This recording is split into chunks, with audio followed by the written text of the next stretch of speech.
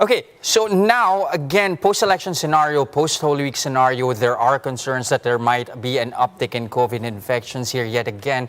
What would this mean for the investment climate here in the Philippines? And can we afford to tighten restrictions yet again? If not, what should be the strategy here?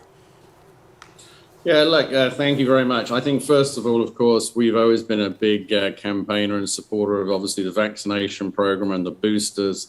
And we've worked very closely with Joey Concepcion and obviously his work, obviously, with Secretary Galvez. So clearly, what we would see is the way to do this is obviously to do the boosters, to be very specific if there was an uptick. And obviously, yes, I think what we need to do and to avoid is obviously any general restrictions. Clearly, the way it was being developed was to have very specific restrictions. But if you take the example of other countries, and I mean, let's just do a comparison with the UK.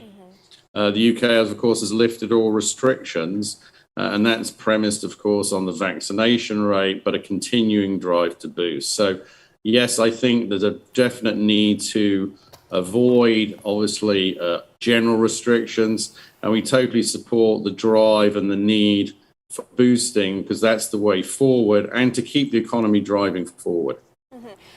To what extent should this be required for the business community? I mean, I think the last interview we had with Joey Concepcion, he did mention something like 13% of booster take-up over in Metro Manila. And the vaccination story by June would be defunct because basically you would need a booster by then. But a lot are very hesitant.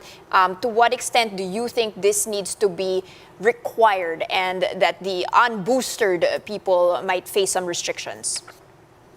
Yes, I mean, look, this has always been a bit of the debate. I mean, you've seen it in various other countries. I have a lot of experience actually from Portugal. There, they have one of the highest vaccination rates in the world. Boosters actually tends to lag behind because people get vaccinated. But of course, the booster is needed in terms of obviously keeping that immunization rate up.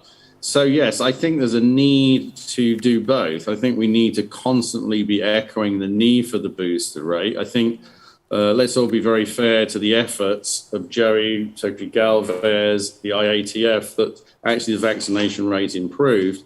Now, of course, we also need to be communicating on this because what we don't want to see happen is those general restrictions. Because if I recall your earlier part of your program, I mean, clearly, Moody's has just trimmed the rate of growth for the Philippines, but there has been quite a marked recovery, particularly in the last quarter, and that needs to be getting going. And that's, as you've seen, because the restrictions have come off.